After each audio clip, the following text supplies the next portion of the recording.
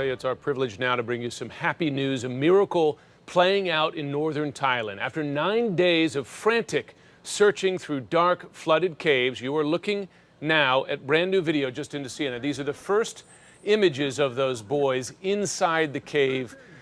They're tired, they're scared, but they are alive. All 12 boys from that Thai soccer team, they've been found along with their coach. International rescue teams, including Navy SEAL divers, had joined the search. The boys, who range in age from just 11 to 16 years old. Again, that's the first video of them there now inside that cave. They went missing on an afternoon outing. It is thought that they were trapped as floodwaters inundated the cave that they were in.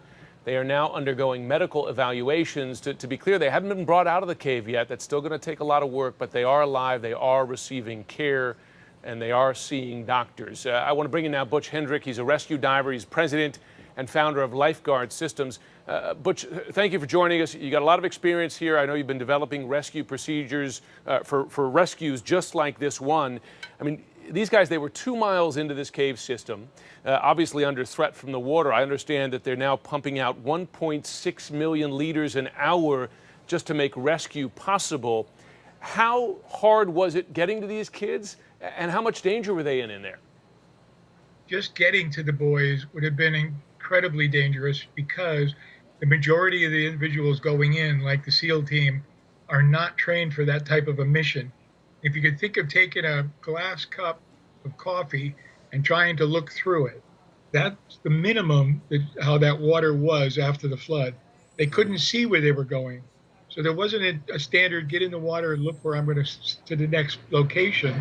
They're feeling their way in black blindness all the time, then trying to figure out how many different arms there are in the cave and where they might be specifically.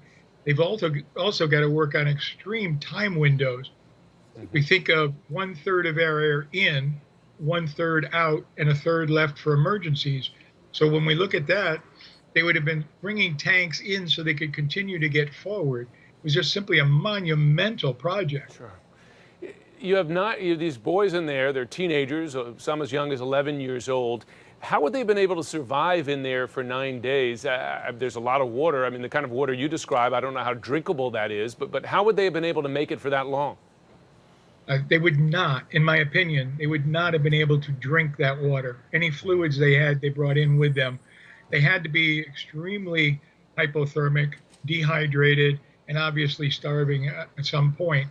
I would think that possibly their coach, just simply like a good commander for a military group, kept them going. It kept a nucleus saying, we've only got to go a few more hours, one more day. He wasn't looking at how long they'd been there. They had to be looking at a positive attitude all the time. No question. I can imagine. And now, I imagine it's still going to be quite a feat getting them out of there. If you've got to extract this much water just to access them, there's still a risk going forward. Without a doubt. They also don't know that it's not going to rain again. But they've got to move the water and assure the fact that the water is not going to find its way back in. I would be looking and thinking that every one of these individuals, these boys, are non-swimmers. So they're going to have to figure out how to get them to be capable of coming in the water and coming out. Yeah. And they could be medically treating them for their ability to survive. Yeah. Figuring out which ones are they going to triage out first. Just the fear factor, I imagine, as well, after all they've been through. But Butch Hendrick, thanks very much for taking the time. What a relief for those little boys and for their parents. Some happy news.